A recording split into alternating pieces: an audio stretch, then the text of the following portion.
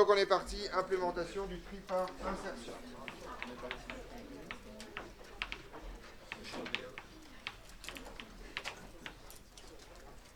On se concentre, merci.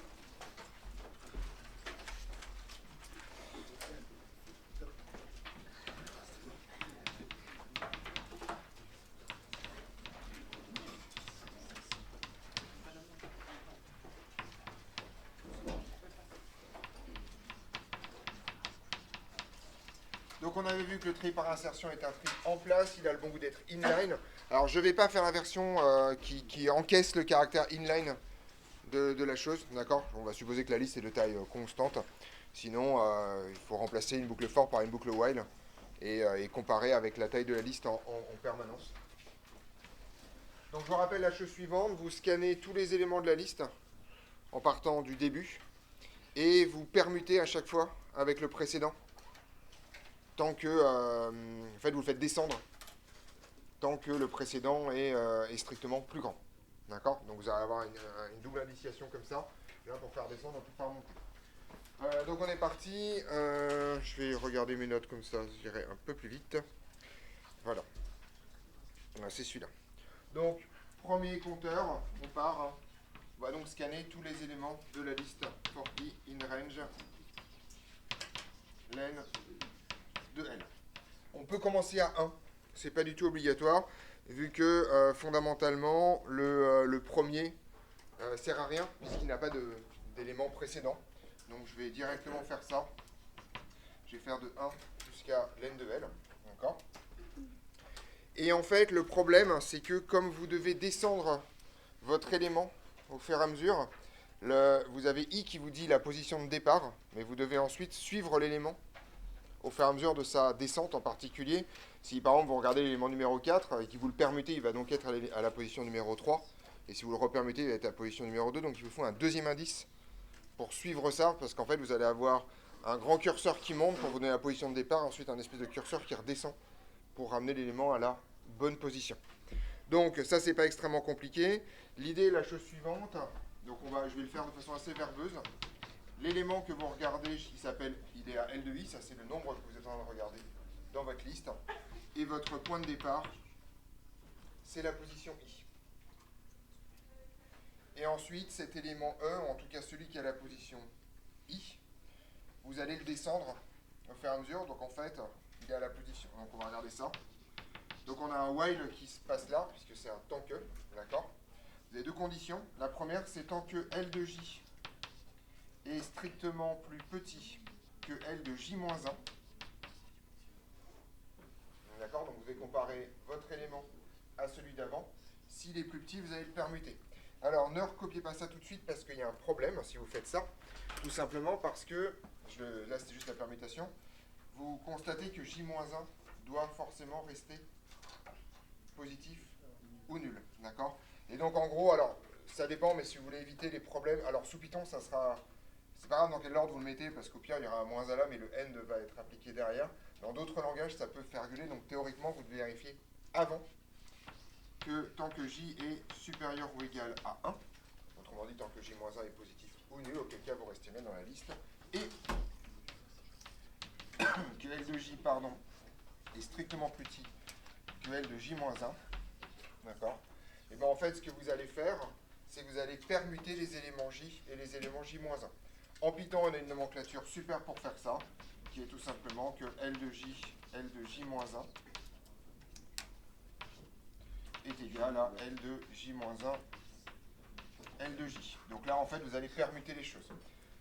Ceci ne s'arrête pas là, parce qu'une fois que vous avez la permutation, vous devez recommencer. Votre élément est descendu d'une place, donc il est à une position qui est j-1. Et donc, vous devez en fait décrémenter j de 1. Donc j moins égale 1, c'est-à-dire que j va descendre. On est au cas là-dessus? C'est bon. Et si vous faites ça, c'est terminé. Si je ne me trompe pas. Voilà.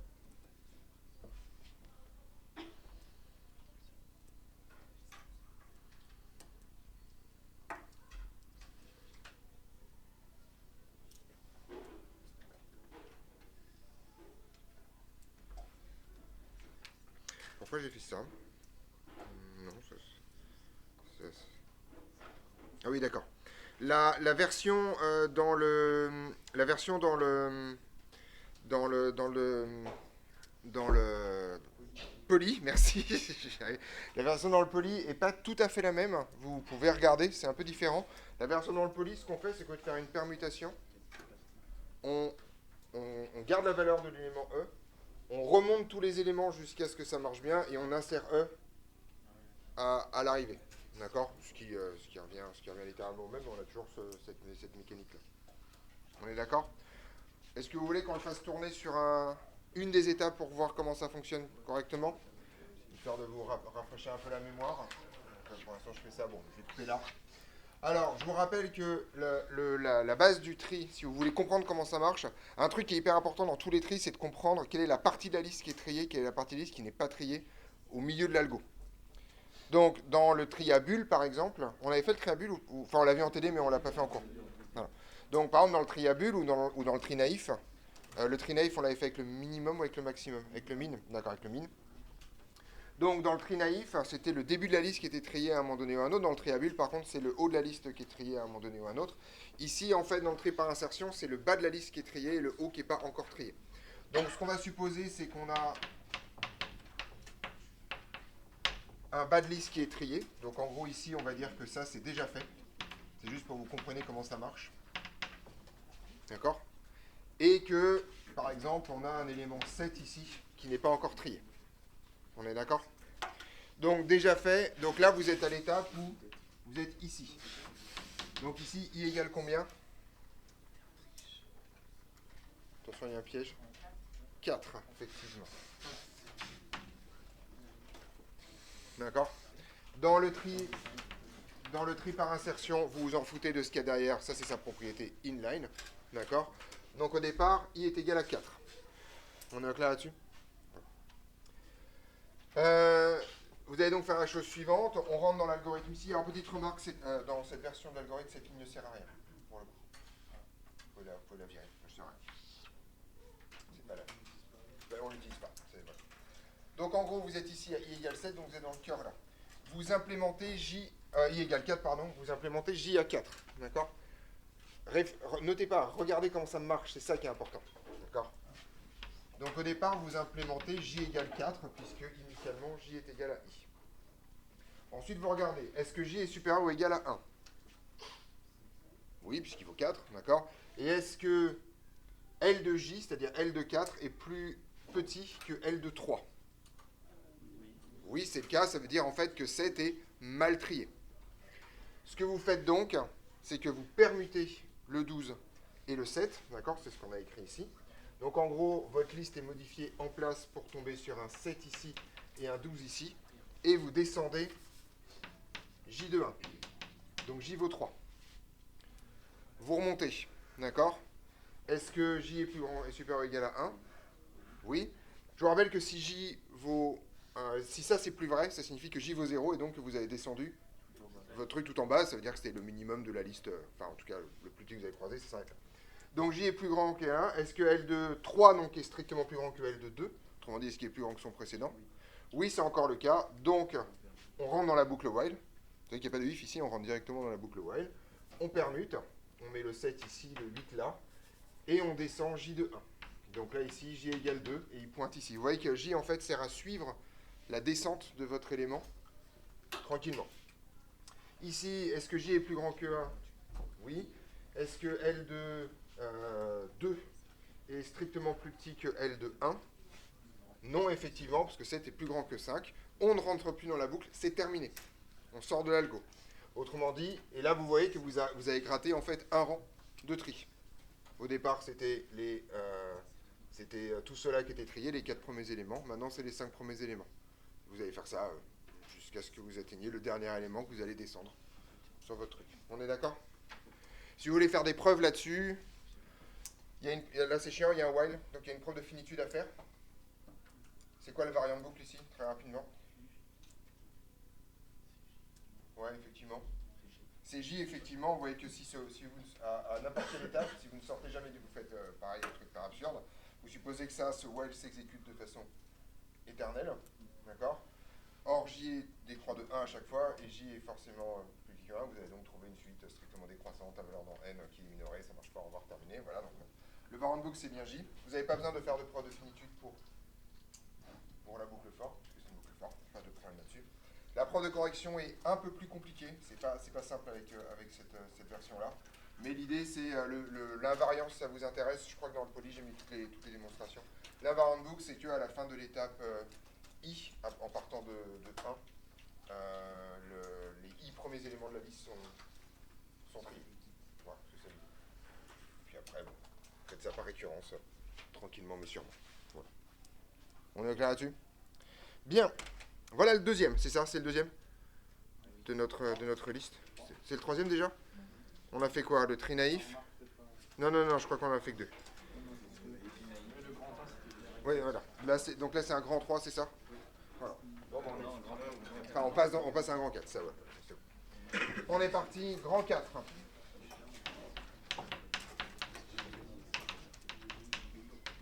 Ah, petite remarque, on avait écrit la complexité de ce truc-là, du tri par insertion. C'est en n carré, hein, d'accord? Alors, le tri par insertion a un truc hyper sympa, c'est qu'il est en n carré dans le pire des cas. Le pire des cas, c'est quand votre liste est retournée, d'accord? Elle est en n, si vous comptez le nombre de permutations quand elle est déjà triée, puisque vous allez juste scanner votre liste et rien faire à chaque fois. Vous voyez que le tri par insertion, ce qui est génial, c'est que si jamais votre liste est déjà ordonnée, vous ne rentrez jamais dans le void. Puisque ça, c'est jamais vrai. Donc, vous scannez votre liste, vous faites un petit check. Donc moi, je l'aime beaucoup, le tri par insertion. Je trouve que c'est un tri qui c'est quand même sympa, un tri qui, grosso modo, vous ne refait pas le boulot si la liste est déjà triée. Enfin, voilà. Tri à bulles. Alors, le tri à bulles, donc, vous comprenez aussi le nom de tri par insertion?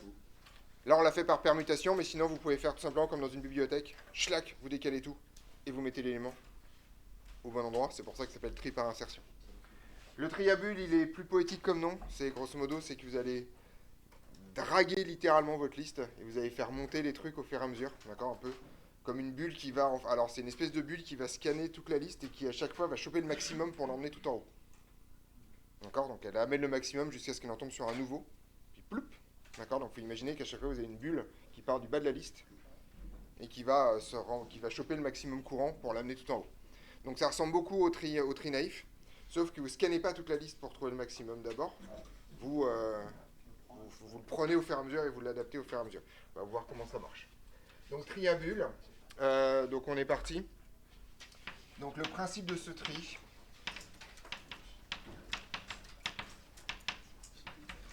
et de faire monter de proche en proche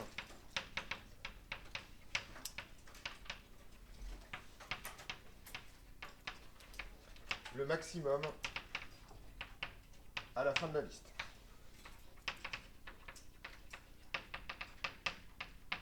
Et ça se fait par permutation successive. Donc en gros, vous permutez les choses.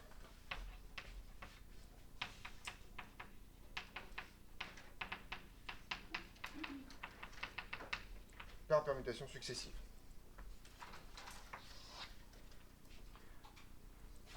Alors, je ne sais plus comment je l'avais fait dans les autres. Je vous montrais d'abord comment ça marche ou... C'est ça, je crois que je vous montre d'abord comment ça fonctionne sur une liste donnée et puis... Et après, d'accord, donc je donne les propriétés, d'accord, ok, bon, je fais ça d'abord. C'est juste que ce soit à peu près la même tronche, quoi qu'il arrive. Donc ce tri est... Alors, ce tri est en place. Le tri à bulles, c'est très cool. Ça marche bien. Le tri à bulles est de complexité n carré quoi qu'il arrive, parce que de toute façon, vous remontez la liste une fois, puis vous remontez la liste une deuxième fois à partir de 1. Enfin, en fait, vous la remontez jusqu'à n d'abord, puis jusqu'à n-1 ensuite, puis jusqu'à n-2 ensuite, puis jusqu'à n-3, etc., etc. Donc de toute façon, quoi qu'il arrive, vous scannez n carré fois la liste. Étant en grand état de n carré. Voilà, ça c'est la base. Quel que soit le cas. D'accord, le tri à bulles. Alors vous n'aurez pas de permutation, vous n'aurez pas d'écriture, mais vous scannez quand même tout, donc c'est assez pénible. Voilà. Et il n'est pas inline du tout, puisque grosso modo, c'est le fond de votre liste qui sera trié en permanence, donc vous ne pouvez pas en rajouter, parce que sinon vous cassez le tri au passage. Et qu'est-ce qu'on raconte? C'est quoi? Stable ou pas? et ben il est stable si vous avez des éléments de comparaison stricts. Autrement dit, si une fois qu'un maximum se rencontre lui-même, vous ne les permutez pas, quoi. Donc il est stable en cas de comparaison stricte.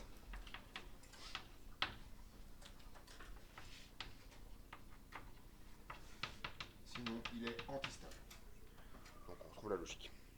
Alors, comme d'habitude, je vous montre comment ça fonctionne, et ensuite, on l'implémente. Ça va aller relativement vite.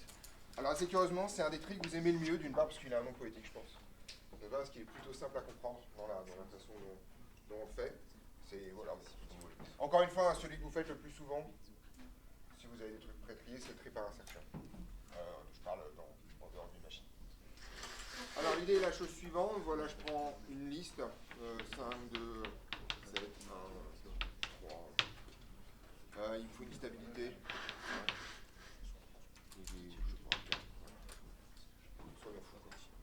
D'accord. Alors, le principe est le suivant. Vous allez d'abord, première étape, regarder toute la liste. D'accord. Donc, en gros, vous allez d'abord... Donc là, je vais refaire la liste. C'est juste une histoire de bulle. D'accord. Donc, voilà. Voilà ma bulle. Donc, je commence avec une bulle qui prend le premier élément. D'accord, dans cette histoire-là. Et voilà ce qui va se passer. Donc, mon premier élément, c'est 5. Et ce que je vais faire, c'est que si 5 est plus grand que 2, je vais tout simplement les permuter. D'accord. Donc, en gros, ma liste à la deuxième étape, je vais laisser comme ça, pardon. Ma liste à ma deuxième étape, elle va devenir 2. 5 qui est l'élément que je continue à suivre. 7, etc., etc. D'accord. Là, ici, comme 7 est plus grand que 5, je ne vais pas les permuter. D'accord. Et je vais faire, entre guillemets, passer ma bulle sur 7. Donc, en gros, en fait, ce qui va se passer, c'est que là, à la troisième étape, ma liste reste comme ça, mais par contre, en fait, l'élément que je vais commencer à remonter, c'est 7. Ensuite, je vais continuer. 1, 3, 5, 4. OK. Et là, vous voyez ce qui va se passer. Là, je vais permuter 7 avec 1. Je vais permuter 7 avec 3. Je vais permuter 7 avec 5. Je vais permuter 7 avec 4. Et 7 va être tout au fond. D'accord. Donc, le maximum de la liste va se retrouver tout au bout. Et ensuite, je refais la même chose, mais avec la liste, sans le dernier élément. Et donc, en gros, vous voyez qu'au fur et à mesure, je vais forcément croiser le maximum. Ça, c'est obligatoire. Je fais tous les éléments. Et c'est le maximum que je vais amener jusqu'au bout. Vous voyez comment ça tourne, cet algorithme-là. Donc, c'est un algorithme par dragage, en fait. D'accord. Donc, le côté A bulle, c'est ça. Donc, après, une fois qu'on a compris, c'est pas très compliqué. Il vous faut 2 indices. Un premier indice pour vous donner l'extension de la liste. D'accord. Au départ, vous allez aller jusqu'à l'indice n-1, puis ensuite jusqu'à l'indice n-2. Donc là, vous avez un truc i où vous allez jusqu'au terme n-i-1. D'accord. Ça, c'est le truc de base. Et donc ça, c'est l'extension de votre deuxième indice. Et en fait, ça va être très simple. En fait, votre indice ici, vous voyez qu'il fait toute la liste de toute façon. Et la seule chose qu'on fait, c'est est-ce que vous permutez ou pas. Parce qu'en fait, l'histoire de la bulle, c'est juste pour vous expliquer comment ce truc-là fonctionne. En fait, c'est relativement simple. Vous faites g égale 0, là je permute. G égale 1, là je permute pas. Puis là je permuterai, etc., etc. Donc c'est vraiment en fait une histoire de on permute uniquement si le terme d'après est strictement plus petit que celui d'avant. Oui. Et après, là, une fois que c'était au bout de la liste, il recommence depuis le début. Il recommence depuis le début, mais sauf qu'il ne va pas jusqu'à 7. Okay. Alors on peut aller jusqu'à 7 à chaque fois, puisque de toute façon, comme la liste est triée, il n'y aura plus de permutation, mais c'est très inutile. Parce que de toute façon, on sait qu'on est en train de scanner une partie de la liste qui est triée. Donc là, c'est pareil, c'est toujours le même truc. Est-ce qu'on fait un n carré ou un n carré sur 2 ? Ouais, okay. En gros, est-ce qu'on fait un triangle ou est-ce qu'on fait un carré ? Si vous commencez à piger comment ça marche, tu vois que si tu vas à chaque fois comme ça et que tu fais une fois, bah, tu vas dessiner un carré. Mais si tu fais ça, puis ça, puis ça, puis ça, tu vas dessiner un triangle et vous savez que l'aire du triangle, c'est la moitié de cette. On est d'accord là-dessus ? Donc, on va l'implémenter, vous allez voir, c'est pas très très compliqué. Et après, éventuellement, on le refera tourner pour voir si ça fonctionne, mais avec le temps.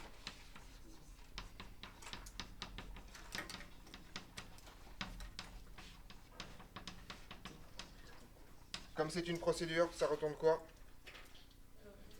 Rien. D'accord. En fait, comme le tri est en place, vous retournez strictement rien. Petite remarque, si encore une fois, on a déjà discuté la semaine dernière, je suis M. Amerikinas, mais si vous voulez avoir une conservation de votre liste originelle, vous pouvez quand même utiliser ces méthodes-là, sauf que vous faites une copie de la liste. Vous gardez une copie de la liste et vous triez l'autre. Comme ça, vous aurez les deux. C'est jamais impossible. Hein. Ça, un tri en place peut toujours faire un tri pas en place. C'est juste de faire une duplication. D'accord, voilà. Et bien on est parti. Je vous avais promis une première boucle for. Donc on y va. For in range len de grand L. Donc cette boucle-là n'a qu'une seule fonction, c'est en fait de vous dire quelle est la liste que vous allez scanner dans la deuxième partie, dans la partie bulle du problème. D'accord ? Donc la liste qu'on va scanner dans la deuxième partie du problème, c'est pas très compliqué, vous partez toujours de 0. Mais par contre, c'est votre point d'arrivée qui n'est pas le même. Donc ça, c'est pas très compliqué. For j in range. Et bien en fait, je vais faire un truc simple. Donc ça va être len de L moins i. C'est bon, c'est le mien. Détendez-vous, tout va bien se passer.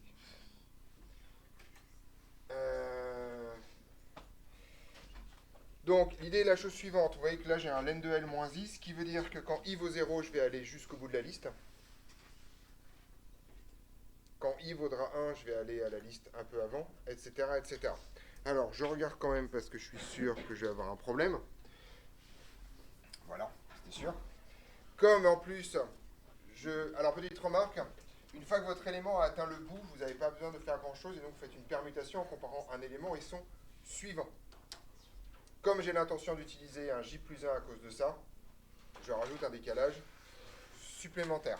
D'accord ? Donc ça va être len de L moins i moins 1. Alors, on va réfléchir un peu. Ça signifie donc que j à la première passe, il va de combien à combien ? Donc quand i vaut 0, il va de 0 jusqu'à, en fait, effectivement, len de L moins 2, donc jusqu'à l'avant-dernier élément. On est d'accord là-dessus ?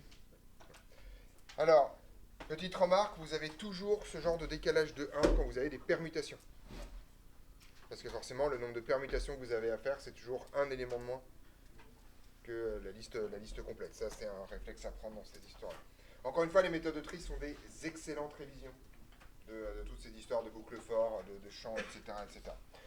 Donc J, en fait, va simplement être le curseur qui va indiquer où est ma bulle, en fait, d'une certaine façon. D'accord ? Donc on est parti. Là, c'est pas très compliqué. Ce que je vais faire, c'est que je vais comparer L de J à L de J plus 1. Si donc, et donc en fait la chose que je vais faire, c'est que vous voyez que dans cette étape-là, j'ai rien fait. J'ai juste changé la position de mon curseur J. D'accord ? Donc en fait, la seule chose que je dois faire, c'est faire une permutation si jamais le suivant est strictement plus petit que le précédent. Donc le suivant, c'est L de J plus 1. S'il est strictement plus petit que L de J, eh bien en fait, tout simplement, vous les permutez. Au bout de 3 méthodes de tri, je pense que vous avez toutes et tous compris comment on fait une permutation. Ouais. Voilà. C'est ça, L de J plus 1, L de J est égal à L de J plus 1. Donc là, vous allez permuter. Vous voyez que vous n'allez pas avoir de problème de range parce que vous voyez que le J plus 1 ici va bien atteindre une valeur acceptable des indices de votre liste. On est d'accord là-dessus ? Voilà. Et bien c'est terminé. L'avantage des procédures, c'est que vous faites le job et puis ça marche. Donc ici, si vous voulez, enfin si vous voulez, je vais le faire, mais on va le faire tourner maintenant qu'on a l'algo dans une situation un peu intermédiaire, d'accord, pour voir un peu ce qui se passe dans ces histoires-là. Mais dans le principe, vous allez comprendre un peu comment ça tourne.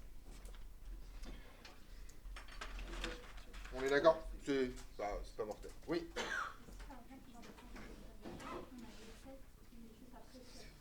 Alors, il ne permute pas parce que tu as fait une comparaison stricte. Donc, ils resteront dans le même ordre. C'est pour ça qu'elle est stable en cas de comparaison stricte. C'est pas le même set en fait. Il va continuer à monter.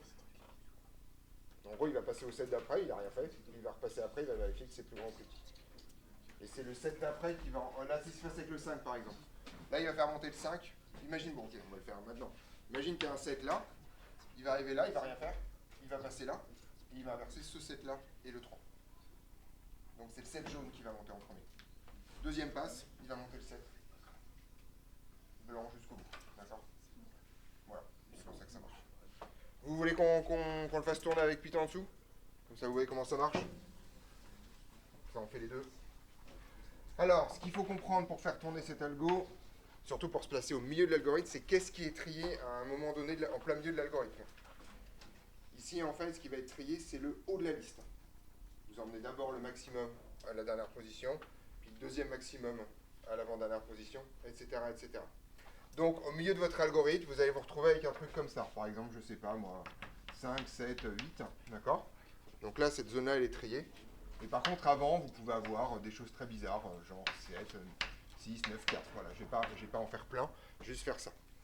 Donc, cette partie-là, elle est déjà triée.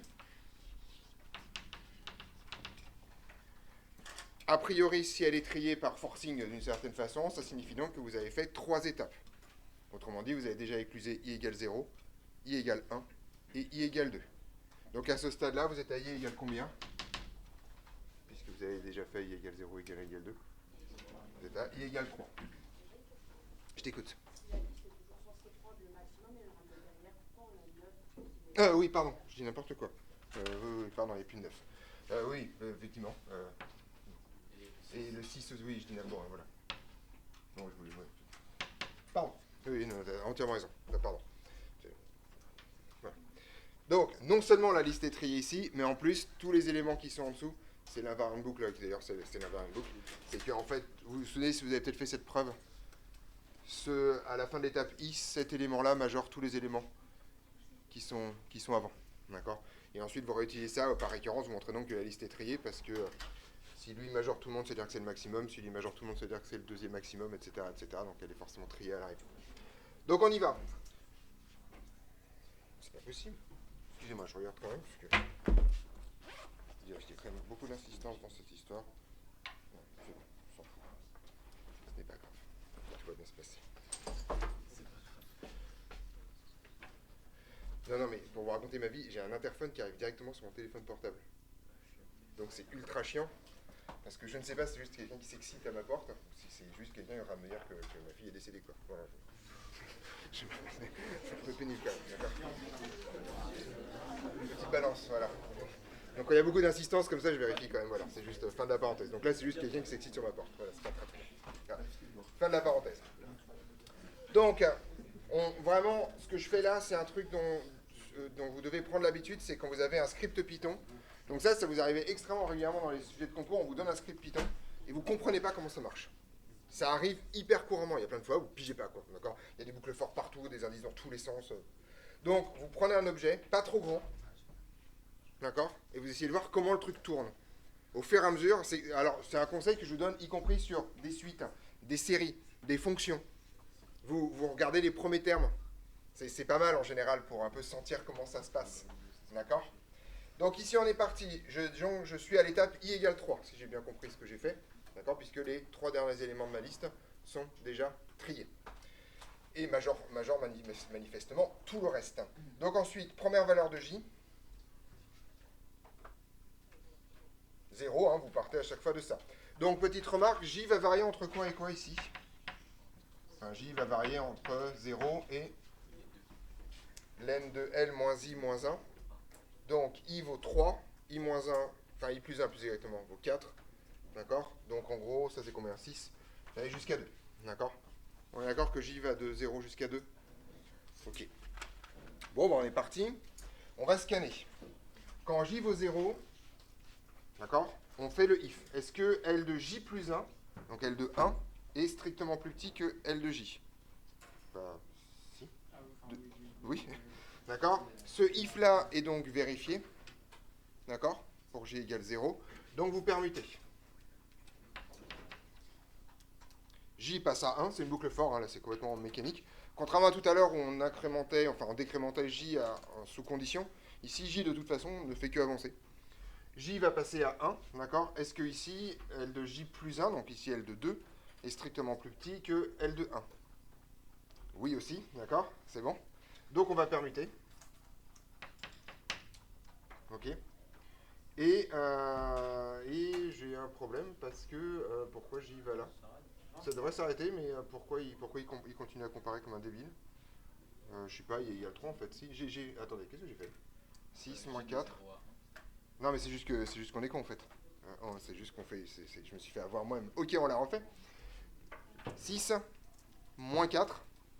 Tout ça, ça fait 2. Donc le dernier indice atteint par J, c'est 1. Vous me disiez bien aussi. Je rappelle, de range, c'est. D'accord. Je me suis fait avoir comme un débutant. Voilà. Donc c'est bon, 1, c'est fini, ça s'arrête. Voilà, pardon, excusez-moi. Il y a besoin de faire que deux permutations. D'accord. Justement, bon, même si. Alors petite remarque, hein, si vous faites jusqu'à l'N de L, vous n'avez aucun problème de toute façon, parce que comme votre liste est déjà de trier de toute façon, vous n'aurez aucune permutation. C'est juste qu'on économise un peu ces étapes-là qui ne servent manifestement à rien. Vous voyez comment ça tourne le triabule? Donc vraiment, hein, vous scannez la liste restante d'une certaine façon, et vous draguez littéralement l'élément le plus grand jusqu'en haut. C'est bon? Alors, ça c'est la fin des tris faciles. D'accord? Voilà. Parce que ces tris, ils sont sympathiques, mais ils ont le mauvais goût d'être en θ de n carré. Autrement dit, pour l'instant, on n'a pas gagné grand-chose par rapport au tri naïf dans un cas statistique. Oui.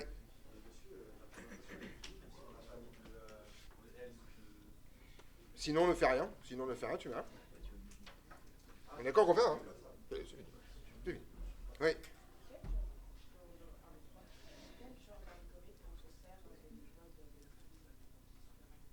Les tris?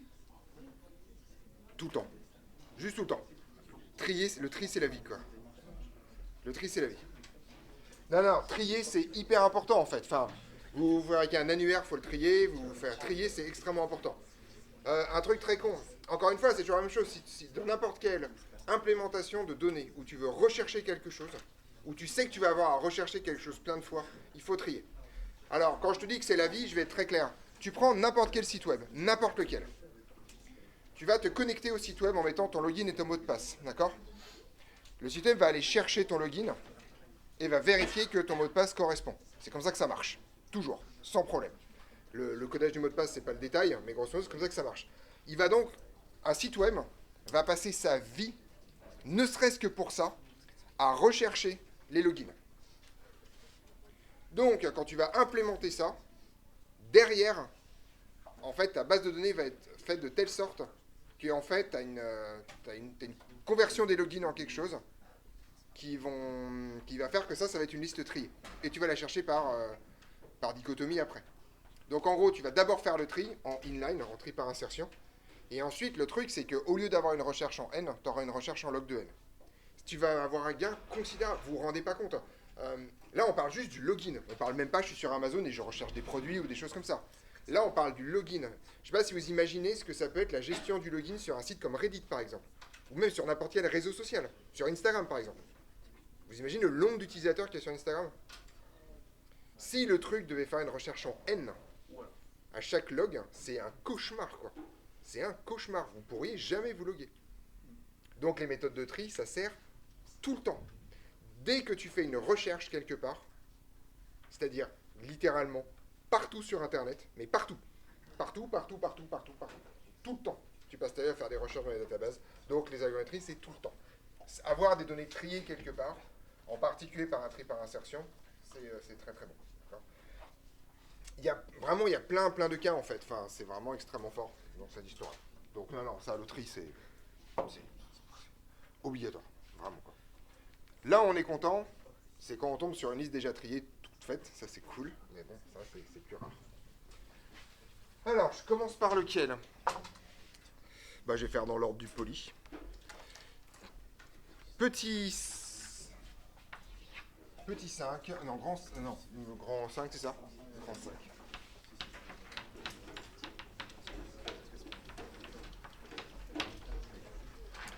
Très rapide.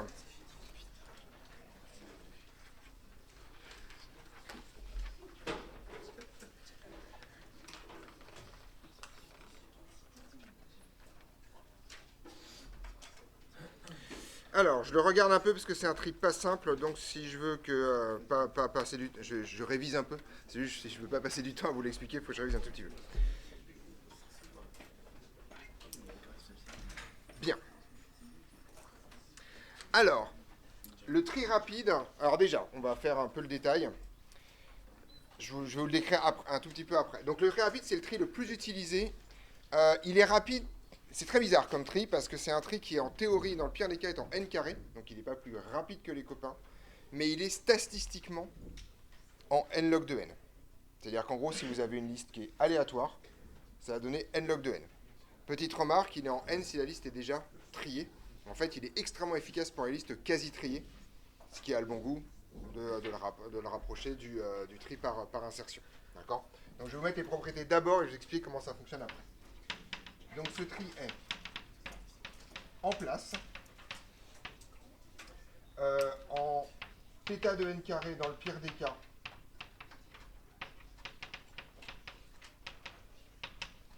mais en grand θ de n log de n en moyenne.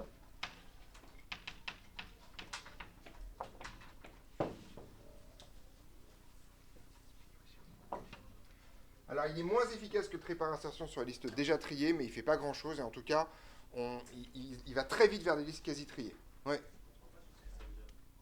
En gros, donc, si tu es dans le pire des cas, c'est-à-dire une liste triée dans le mauvais sens, globalement, tu seras en grand état de n carré.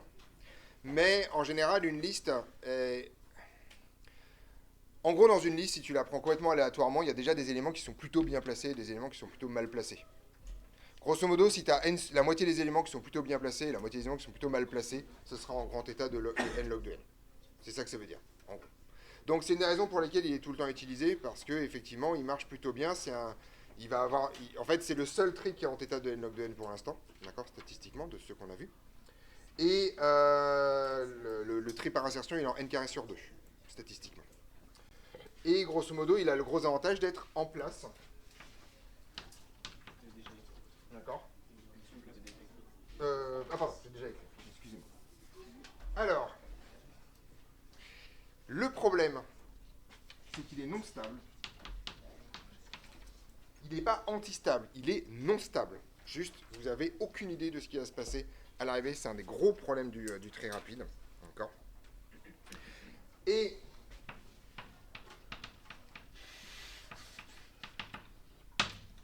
il est nécessairement récursif. L'implémentation itérative est extrêmement compliquée.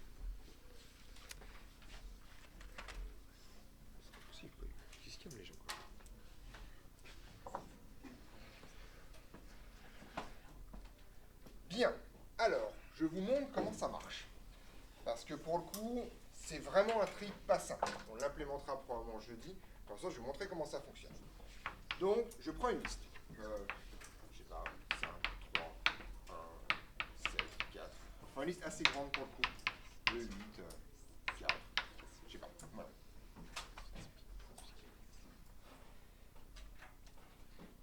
Alors, je choisis un élément au hasard dans la liste. Random. D'accord? J'en choisis un au pif.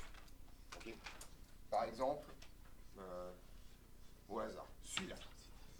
En général, on prend le milieu, mais le très rapide est statistiquement efficace quand vous choisissez la position de façon aléatoire. D'accord? Non, mais c'est un très rigolo. Ok? Vous tombez dessus, vous le lisez, d'accord? C'est celui-là, d'accord? Voilà. Vous l'avez pris là. Et ce que vous allez faire, c'est que vous allez tout simplement le mettre tout à la fin. D'accord? Et donc, vous allez le permuter avec le terme là. Donc, la première étape, c'est juste, vous allez prendre votre... Donc, ce terme-là, portant il s'appelle le pivot. D'accord? Voilà.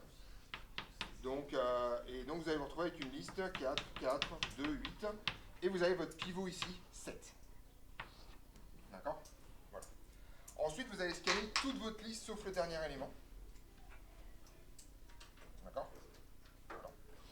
Et vous allez compter tous les éléments qui sont strictement plus petits que le pivot. D'accord? Donc on y va, plus petit que le pivot, plus petit que le pivot. D'accord? On va compter. J'en ai 1, 2, 3, 4, 5, 6. Celui-là est plus grand. D'accord? J'ai donc 6 éléments plus petits que le pivot. Ce que je vais donc faire, c'est que je vais prendre la position numéro 6. La position numéro 6, c'est celle-là. Et je vais permuter le pivot avec ça. D'accord? Attendez. Donc, à l'arrivée, mon 7 va se retrouver là, et mon 8 va se retrouver là. On est d'accord?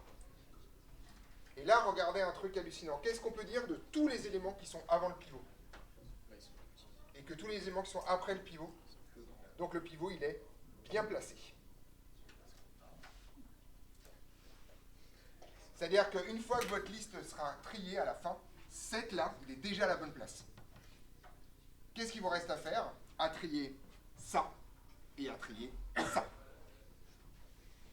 Donc c'est essentiellement un tri récursif, parce que grosso modo, vous allez à chaque fois prendre un pivot au pif, le placer au bon endroit, et refaire la même manip sur les deux listes de chaque côté. Oui.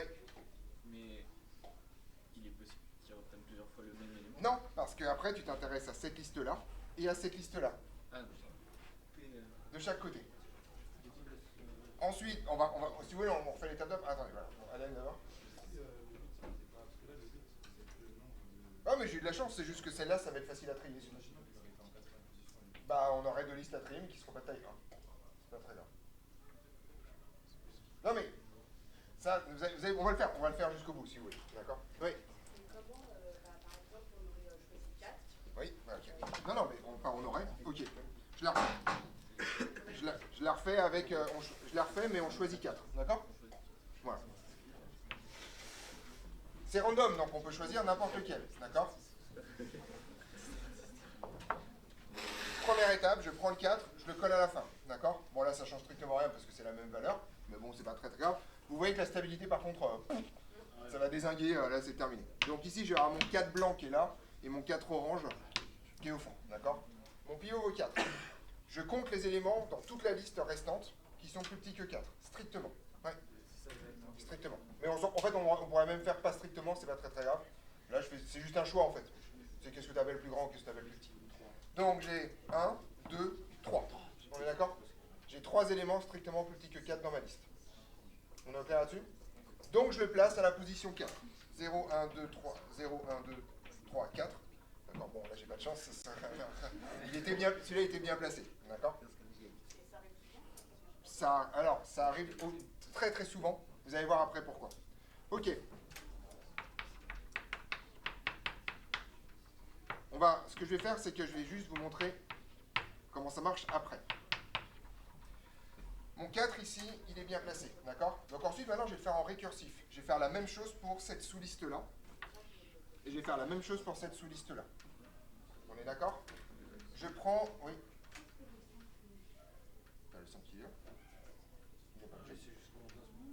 C'est le départ. On est parti? Parce qu'il n'y a aucune raison qu'il bouge. Pourquoi il bouge? Non, mais attendez, vous allez comprendre, on va continuer. Maintenant, je fais ça avec mes deux sous-listes. Je prends un élément au hasard. Allez, on prend un truc au pif. Le 3, en 3, voilà. Je prends celui-là, d'accord? Donc, voilà mon nouveau pivot. On est d'accord? Je compte dans cette sous-liste les éléments qui sont plus petits que 3. Il y en a combien? Un seul. 3 est bien placé. J'y touche pas. On est d'accord? Je devrais le mettre en 1. Donc en vrai, je le mets à la fin, puis je le remets ici. On est d'accord? Je refais la même chose pour cette liste-là. Je prends un truc au pif. Allez-y. Le 8. Le 8, le 4. Le 8, c'est bon? Je prends le milieu. Je prends le 8. Combien d'éléments sont strictement plus petits que 8 dans cette sous-liste? 2. Donc je le place à 2 positions au-dessus, d'accord? Donc grosso modo, le 4 ici et le 8 ici. Oui. Si, en ayant par exemple n éléments plus petits, on place le pivot à la position n. Oui. Pourquoi on a placé le 4 qui a 3 éléments plus petits à la position 4? Il n'y avait pas 3 éléments plus petits, il y en avait 1, 2, 3. 0, 1, 2, 3. Strictement. Ah merde, on avait 3? Ah bah on aurait dû... pardon, ok, on aurait dû... je vais aller trop vite, tu avais raison. Pardon, je le mets là. Excuse-moi. Voilà, je bricole. Je te remercie, j'ai mal compris. On est d'accord là-dessus? Ensuite, on y va. On va s'intéresser donc à toutes les sous-listes diverses et variées. Et à chaque fois, en fait, grosso modo, à terme, tout... attendez, qu'est-ce que j'ai fait? Ah non, c'est le 8, c'est bon, c'est bon. Le 8 ne change pas. Le 3... Et après, alors attendez, parce qu'il y a un truc à la con. Enfin, il faut compter dans tous les éléments. Faut scanner toute la liste. Voilà, ça marche. Voilà. Donc vous voyez comment ça marche? Au fur et à mesure, en fait, le pivot est bien placé dans ces histoires-là. Attendez, j'ai l'impression que j'ai oublié un bout, quand même. Attendez. Pourquoi j'ai oublié un bout, là? Attendez, je révise. Excusez-moi. Non, c'est ça?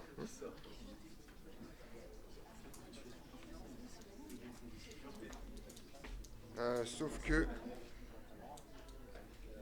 Oui, c'est ça. J'ai fait une bêtise quelque part.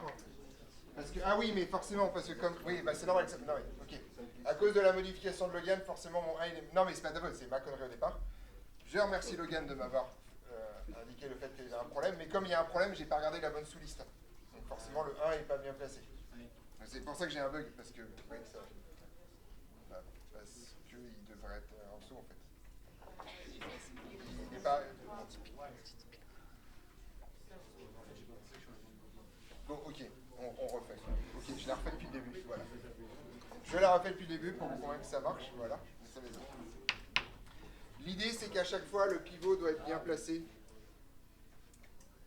dans la liste, mais il y a quand même un truc qui ne va pas. Non, mais il y a un truc qui ne va pas. Pourquoi ça ne marche pas, mon histoire? Faut que je révise. Ok. Bon, jeudi, on le refait. Vous êtes en pause. Je le regarde. Pourquoi j'ai l'impression qu'il y a un problème là-dedans? Voilà. Je regarde quelque chose. Voilà. Comme ça, je vous l'expliquerai bien.